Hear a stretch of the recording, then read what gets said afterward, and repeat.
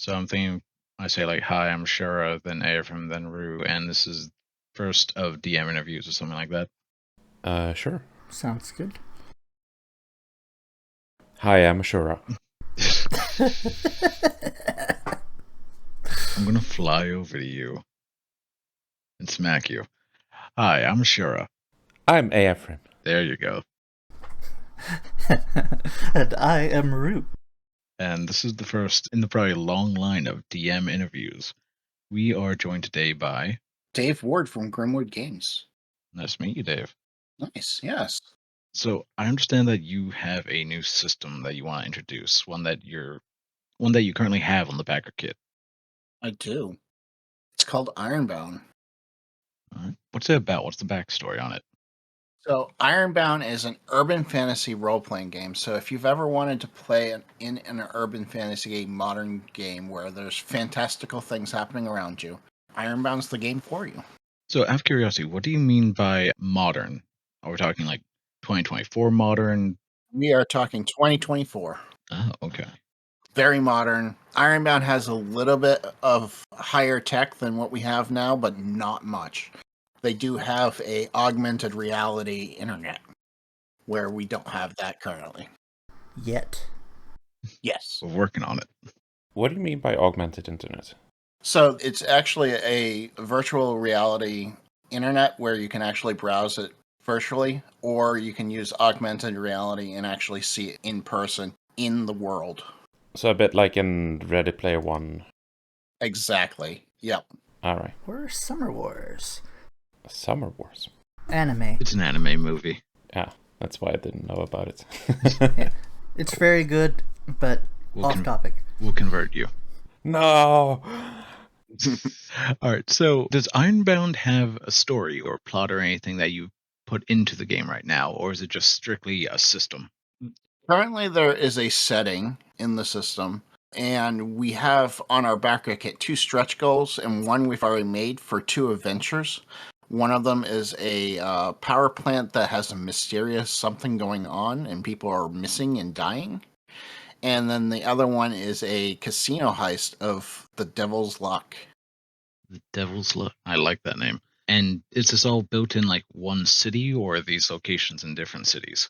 It's 100% in one city, and with Ironbound, you get the full map of the city, and you get all of the districts are in there so that you know what the districts are, and each district has a whole bunch of sub-locations for you to be able to play with, such as in Wolf Water, we have a place called the Greasy Spoon, which is an old-fashioned diner owned by what we call in the game Ironbound, but they're basically humans that don't know about magic.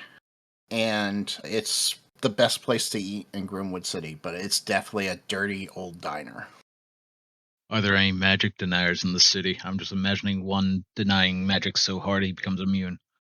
I didn't actually put any in the setting, but there's plenty of room for a DM to jump in and put whatever they wanted in the system. There are 34 different factions that you could play with, so it has a good girth of things to play with. But I didn't want to give too much information, so I left it pretty open for GM to make decisions for themselves. We do always love that. Yeah. You mentioned like a heist. What sort of adventures would you recommend for this system? So what's really interesting is you can do a lot of cool adventures. I've done investigations. I've done heist games. There's a underground ancient city called the Hall of the Pharaoh Ones underneath the Grimwood. So you can even do dungeon delving in the game. Dungeon dumping? Delving. Delving. Delving, sorry. I misheard that. Can you do dungeon dumping in your game? Can you just dump a dungeon out of a bag of holding? See, when you said dungeon dumping, I just thought of someone going in just to take a dump in a dungeon. I claim this dungeon as my own. To be fair, I don't think many dungeons have bathrooms. Can I read a quote, by the way? Yeah, sure. By Dan on Avenue Studios. Ironbound brings much needed love for the urban fantasy genre and the oft-forgotten D12. Grimwood Games has crafted a rich setting with beautiful artwork and inspiring descriptions for the world of Ironbound and its people. The system strikes a balance between flavor and crunch, giving players a wide array of build options that can also inspire and influence roleplay and backstory. It's a privilege to have play-tested the beta and cannot wait to pick up my own copy. That's a very nice endorsement from Dan. And Dan's a great guy. Avenue Studios is a great YouTube channel. They do some really amazing work. So how long have you been working on this, and what was the start? What sparked the idea for this, and where did you begin with it? City, class? I always start with a map. I've been working on this for about 3.5 years, and we have almost 300 hours plus playtesting done on it. So what sparked the interest was I wanted to play Dresden Files, and I couldn't find anything to play Dresden Files. Most I could find was Modern 20, and I don't like 5e rules, so I didn't want to play Modern 20. And White Wolf stuff was too specific to their setting. It was hard to manipulate it to be the type of setting I wanted. So I decided I was going to write my own system. I started writing it for Savage Worlds, and then I kind of was like, this is too complicated. It doesn't work for what I want. I want something quick and easy. And then I found EasyD6, and there is a copy in a version of this for EasyD6, but it's not as fulfilled. Like, there's a lot more content in Ironbound than there is in the EasyD6 version. I was going to say, I'm just imagining a Thanos moment of you looking for a game that you want to play, and then fine, I'll do it myself. It was essentially that. I was like, fine, I'll just make it myself, and that's it. I have a lot of games that I really appreciate, and a lot of their influences are in the system, such as EasyD6. Even though I'm using a D12, there's a very similar mechanic to the rolling structure in EasyD6. And I have 3 pool system that you can use to boost the roll, use powers, and it's actually also used for some health. So it kind of has a cipher system type feel in a way. And then it's really feat-based, so it's got that Savage Worlds feat feel. Okay, so imagine that the only role-playing game that I've played is Dungeons and Dragons. How would your system compare to that? It's got a very similar move structure and combat structure to Dungeons and Dragons. It has a 3 action point economy.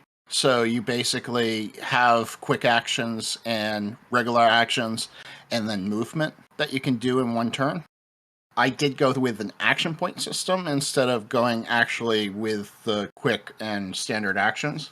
But in general, you will get that same similar feel, but combat moves a whole lot faster and a whole lot easier. But it's a bit more like Pathfinder than in that regard.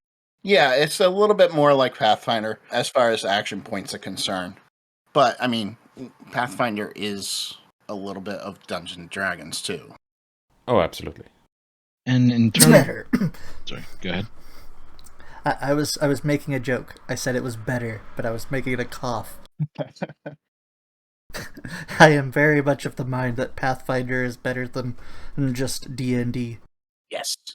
I mean, out of the 3 years of development, probably 2.5 years, I had the standard D&D action economy in here. You know, standard action, quick action, and movement, and then a reaction. It was only recently that I changed to the action point structure.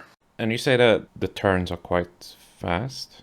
Very fast. I use a card-based initiative, so all of the monsters should be reacting on the same turn if they're in the same faction. You basically have ace through king to deal out to everybody, and every turn you get a reshuffle of those cards and dealt back out. It's kind of Dragonbane-ish in a way. Dragonbane-ish. I actually haven't played that one. Ooh, Dragonbane's really fun. I'm going to have to look into that one. So you have a card initiative system. Is it everyone draws a card, or? Basically, the cards are dealt out to everyone, and then it goes from ace all the way up to king. So ace 2 through 10, jack, queen, king. And you just go down your turns. Whoever has the lowest card goes first. And then what happens at the end of the round, all those cards get shuffled back in and then redealt out. Okay, and what about for the enemies? So the GM only gets 1 card. So you basically would deal the GM one card, and that anything that the GM does happens on that turn. That being said, I do have a rule in there that, like, an optional rule is if the DM has two factions that might be fighting each other on top of fighting you, that they should probably have 2 cards for each faction. Okay, but those factions, they would have a basically a turn where it's all together Correct. Yep. instead of possibly having players in between. Yep. Okay. And can you tell us about some of the classes that you've created, and any classes and or races you've created? The 9 classes are pretty standard. There's assassin, hacker, holy warrior, which is like a paladin sort of like thing. So there's a religion in the book called the Silver Flame, and it's basically a Christianity proxy. And the holy warriors are soldiers who fight for the Silver Flame against the demons of the world. You got medium, which is basically your telekinesis and empaths type characters. And they're neither heavy nor light. Correct. Monster hunters. Monster hunters are interesting because they have a lot of ways of controlling the field and making enemies stuck in one position. The priest, which is basically your healer. The soldier, which actually isn't like a soldier like you would think of, like military soldier per se. This could be even something as mundane as a police officer, but they have a lot of abilities that allow them to move characters around the field and help position people into the right places. Okay. The thief, which is your basic thief, and then your wizard, who in itself has almost 9 subclasses because you have 9 different magical schools that you can be as a wizard, and they all act differently. What I'm hearing is, it's wizard time, motherfuckers! I love wizards. What's really interesting about my magic system is it's open, so there's no spell list. So basically what you do is you tell the DM what you want to do with your magic powers, and they assign a target number for you to roll against. You have a thing called a power die. All the classes have them, and it does level as you level. Wizards use that for their damage. Other classes will get bonuses to their damage, like the thief has a kind of like a sneak attack where they can roll their power die plus their weapon damage at the same time. Okay, interesting. And what about effects, say like fire, ice, stuff like that? Is that determined by how the player wants the spell to be done and the DM decides, or? Yeah, exactly. Like I have a elemental magical society that basically you choose one of the 5 elements: fire, air, water, earth, and shadow, and you control those. My emo goth is going, oh, shadow. I had somebody who had, in one of my playtests, they were fighting a giant dragon, and he decided that he was going to use shadow magic to put sunglasses that the dragon can't see through on the dragon. And he succeeded. I made it a hard roll, and he succeeded in doing so. I'm imagining literal sunglasses and then dragon smiling, snapping, going, "A." I'm imagining like putting a paper bag on a cat's head and it just tried to back out of it. You and I have both vivid and different imaginations. I also had a fire elementalist who didn't actually shoot fire. He used what he did was he created fire golems and fire animals, and that's how he used his powers. He was a monster creator. Mm-hmm. Actually, I really like that. It's very creative. Do you have any pre-made adventures? I do have 2 adventures, like I said, that were stretch goals. Okay. So there will be and even if I don't make my stretch goals, not saying I don't want this, but I'll probably still release those two adventures. I feel that's something you've worked on, just like, I want to share this anyway. Right, exactly. So as of recording this, you've met your first stretch goal already. I did, exactly. We will get the power plant, which I don't have a good name for yet, but it's basically a mysterious event has occurred at the power plant in Wolfwater, and there have been people who have gone missing because of this event, and you have to investigate it. Okay. And have you run through this story with other people before? Oh yeah, several times. It's been one of my playtests. Got any good stories from it? Almost every single one of the playtests I've done like 20 or so. Everything except one blew up the power plant. Oh, Oh, goodness. oh no. And if I gave any more out, it would ruin the surprise of the actual game. That's fair. I am curious as to like the best way that they've destroyed it, if you're willing to share. I had a illusionist who was playing a illusionary fiddle to lull the conflict to sleep, and instead it enraged it, and it caused the explosion to happen, and none of those party members actually got out alive. Honestly, with how TTRPG players are, I'm surprised it took that long to destroy the power plant. Yeah, I mean, it's a lot of fun, that system, because it plays very similar like to Alien Isolation, that mission. So there's things happening that you don't see, but you can hear them and things like that. You didn't talk about the races. What different species are there? Oh, so there's a whole bunch of races. You have archlings, which are half angels, half humans. They're taken as young children from their mothers or fathers to be trained and become holy warriors to fight the angel demon war. You have Corophon's vampires, which are basically, think you're Buffy the Vampire Slayer vampires. They drink blood. None of my vampires are allergic to the sun, so you don't get the sun issues. And then you have Emovarian vampires. What We Do in the Shadows, that TV series, there's a vampire on there that kind of sucks the life out of people, sucks the emotional life out of people. And that was the inspiration for those vampires. So they're emotional vampires that suck emotions out of people. And then you have your Fae, and Fae could be anything from a sprite to a fairy to a yeti. There's no real limitation on your Fae. I have in my Friday night games, I have a Fae who's a rock lava monster that has lava coming out of his face. You have Ironbound, which is your straight basic human. They have no idea of magic, and that's really fun to watch somebody play and see somebody see a werewolf change to a werewolf for the first time. You have the unseen, which are humans who have magical powers. And then you have all your were creatures. And there's 4 different were creatures you could be. You could be a werewolf, a were tiger, were lion, or a were bear. Not a were-dragon. Not a were dragon. Not yet. Those stretch goals, gang. Those stretch goals. There are were spiders in the world, but you can't actually play them. Ah. Yet. Stretch goals, gang. Why are humans called Ironbound? Because back in the history of the world, humans settled on Montera, which is the continent that Grimwood City exists on. And when they settled, they brought over iron weapons. So a lot of the fae and the monsters of the world started calling them Ironbound. And I wrote the book in a way where it's more of the perspective of the gifted animals, so the magical creatures, than it is the non-gifted. So that's why they're called Ironbound. And can you tell us the history behind Grimwood?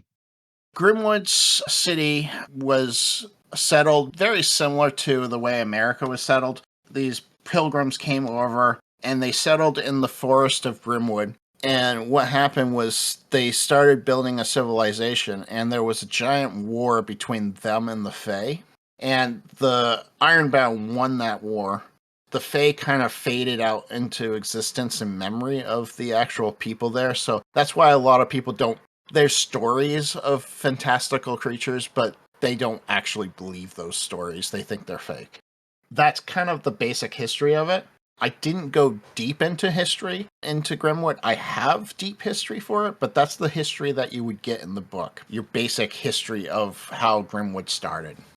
Honestly, that is fascinating. I love learning the lore that people have set up for basically any city that they create, because so many people go so in depth. Oh, I went super in depth, but I didn't put it in the book because I wanted GMs to be able to kind of modify the history if they needed to. You should make a separate book of the lore. Yeah, it might be. So I'm assuming you haven't just DM'd, but you've also played. I haven't played Ironbound yet. You haven't played Ironbound yet. I've had other DMs play on their own, but Tuesday I get to play it for the first time. Oh, that's going to be interesting. Are you doing a live stream or? We are. It's going to be on my channel. We're going to do a live stream on Twitch. And what's your channel name? Grimwood Games. All right, we'll have to put that in the description. I had a question related to the races and such. Sure. Are some of them meant to be more encompassing than others? Like the Fae, for example, encompassing more different creatures that could be just thrown in a category? Fae's pretty much the only one that is kind of open like that. The rest are very kind of specific. You can tell that when you read it. Because I specifically go in and say which were creatures you can be. I don't have a general terminology for those. Yeah. I figured that Fae might be a more open one. I was asking because I'm interested in playing in this system at some point, but I looks at all the characters I have a lot of characters that I would probably want to play, and some of them would fit easily into one of the categories, but some, looks at all the slime characters I have, don't necessarily fit into a category, but could theoretically fit into a category, if that makes sense. As his previous GM, I can attest to the amount of characters this person has. Fae is kind of a good place to put them, especially slime monsters. Yeah, I figured slime might fit into Fae, but then I was just wondering, because there's also things like demonic characters. Would they be possible to play, or would that be something that'd be more down the line? Let's see if we meet my stretch goals, because I do have the thought process of doing half demons like I have half angels. Yeah, that would be cool. You heard that here. Get the stretch goal. So, what's your favorite race and class combo, and why is that? I like werebear wizards because werebears get a bonus to physical capabilities, so you can be a pretty tough wizard while still having high arcane.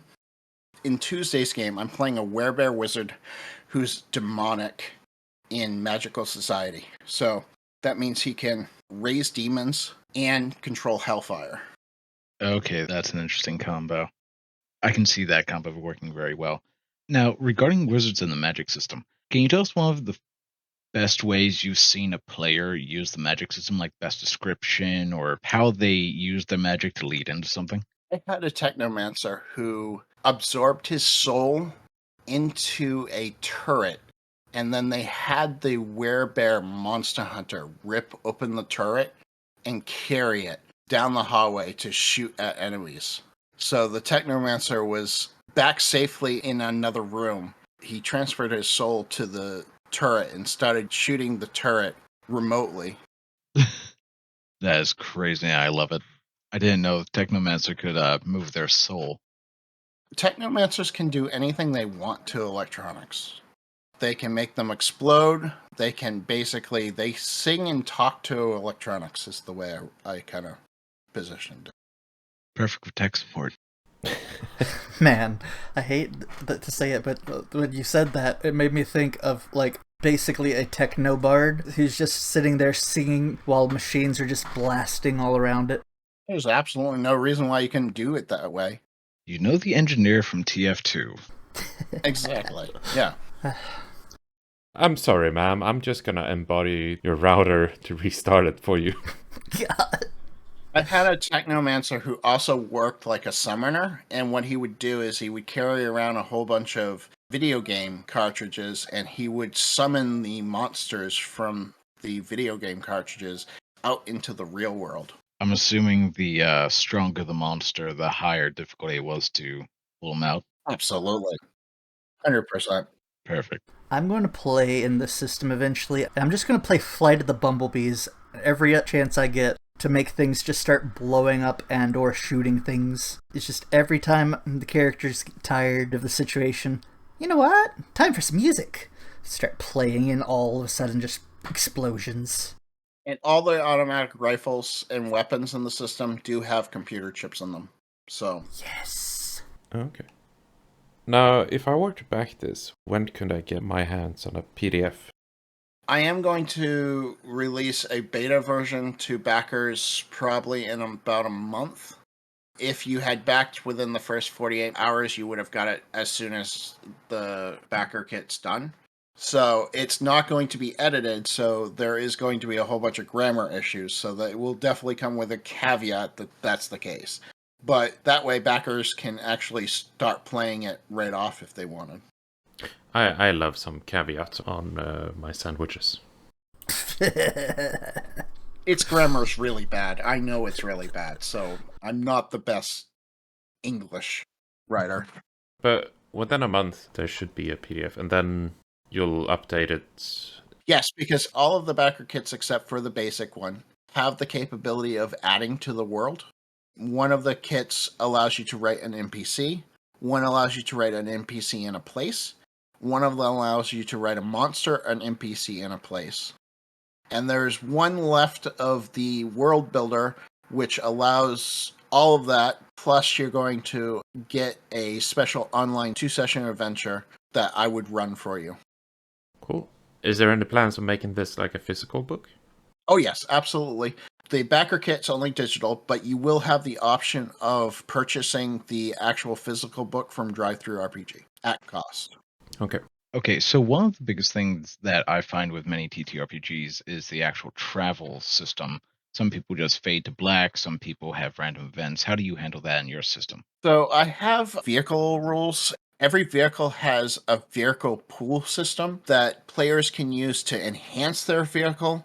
So as they enhance it, it reduces that vehicle pool. But that vehicle pool is also used to do things in the vehicle while it's moving, such as the driver has the ability to do like evasive maneuvers and get bonuses to their defense of the car. They also get this really cool stunt maneuver capability where they can spend 3 vehicle points and do an outrageous maneuver as such as driving off a building or hitting a ramp and leaping over another car.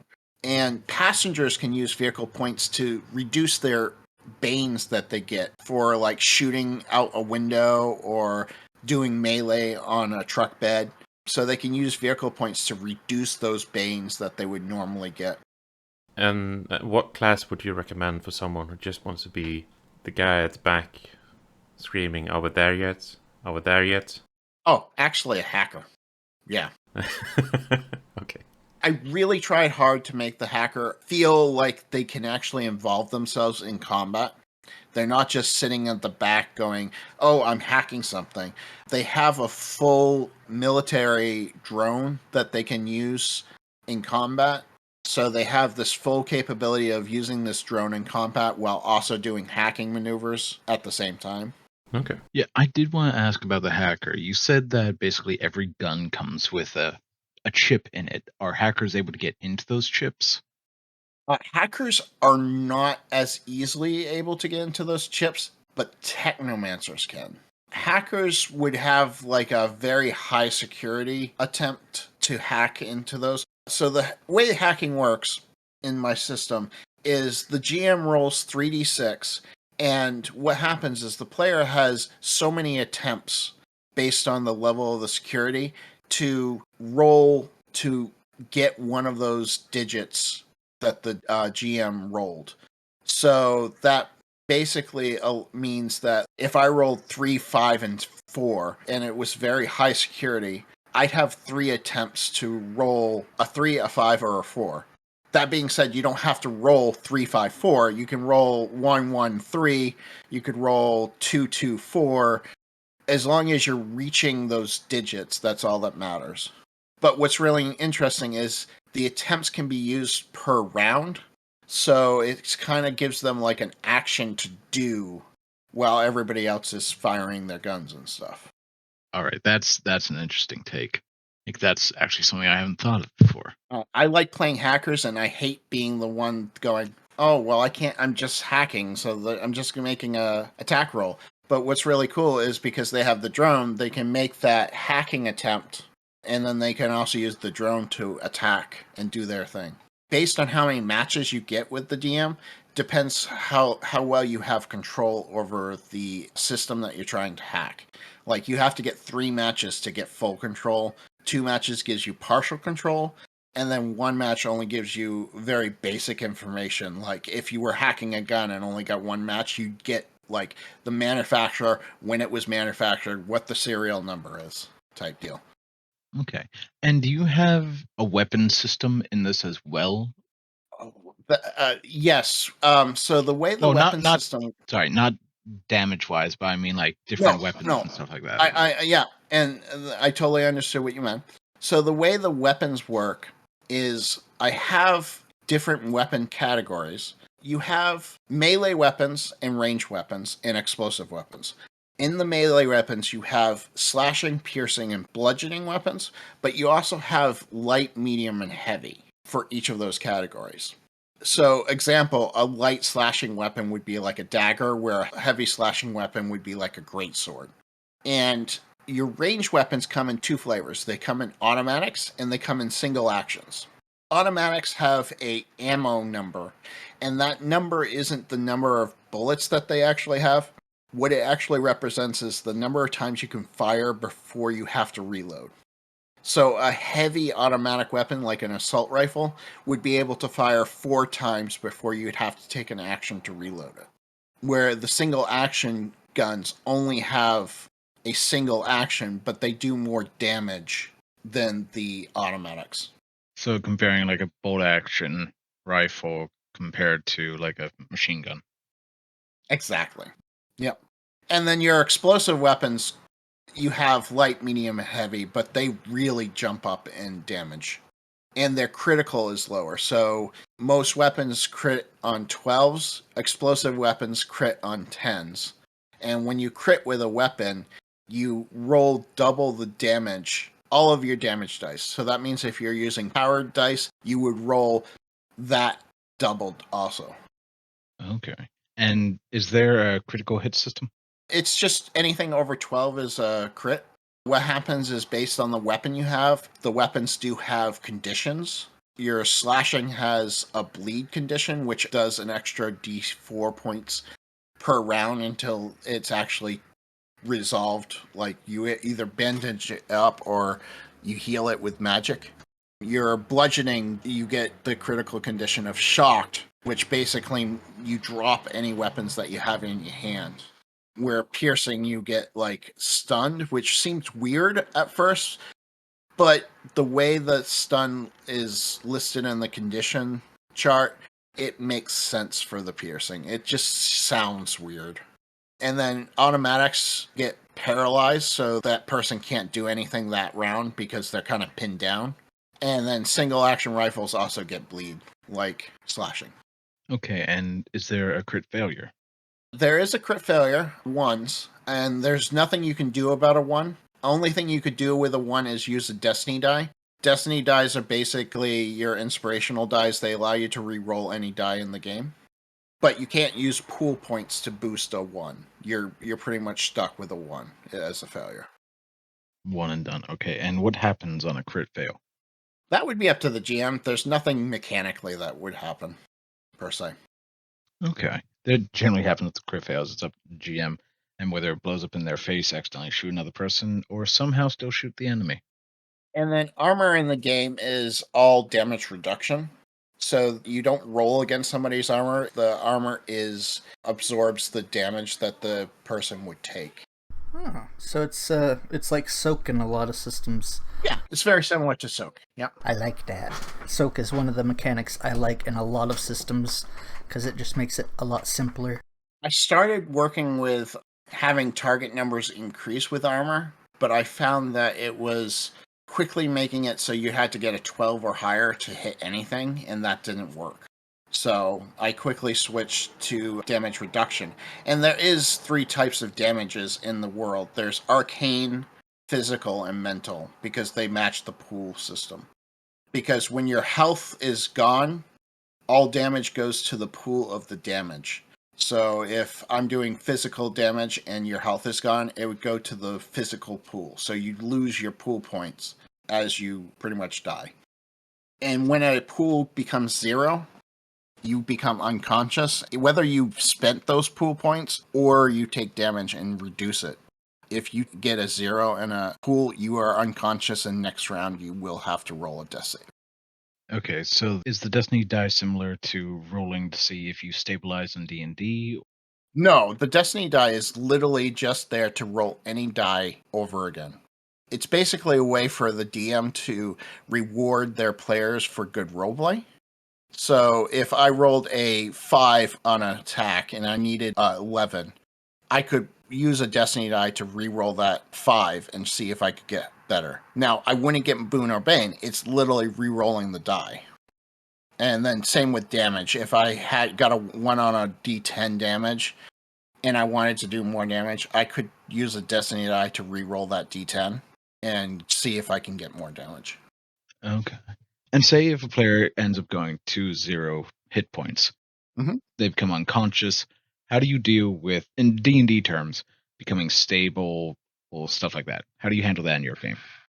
So the way that would work is they would get 3 points back in the pool that they had 0 in when they become stable.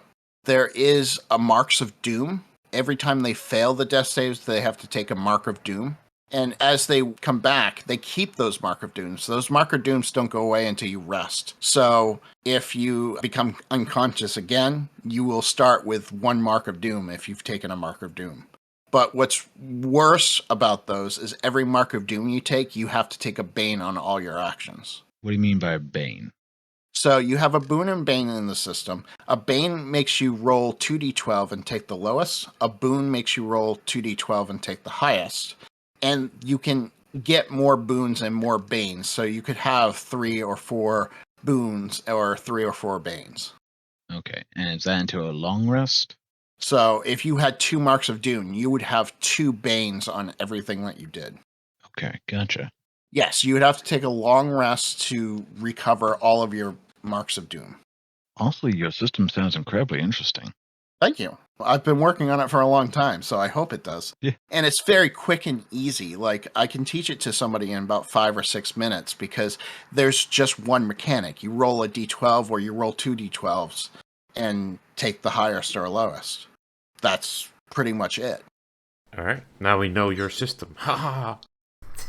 Aha, now we can bribe all the DMs. It's going to be an open license, so if you wanted to create something for the system, you're more than welcome to. I shift left, I shift right. All the ideas. I thought you were doing the tentacle dance again. Tentacle to the right, whatever. Oh, I get it now. Stare. It takes them a second. Sorry, I have to wind them up at times. Yeah, the cogs are starting to chug along. Well, like I said, this does seem like an incredibly interesting concept, and I look forward to seeing it published and seeing how people play it. Once again, where can we see that live stream of a game you said? On my Twitch channel, Grimwood_Games is my name. And what day and time? Fridays at 8 p.m. EST? Eastern, yeah. All right. Well, I'm definitely going to have to check it out and definitely put it in our self-promotion when you get the chance. Absolutely. Yeah, everyone who's watching, definitely go check it out. The links to all the stuff should be down below in the description. And until we see you again, have a good awakening. Have a good DMing. Have a good DMing. Bye-bye. Thank you so much.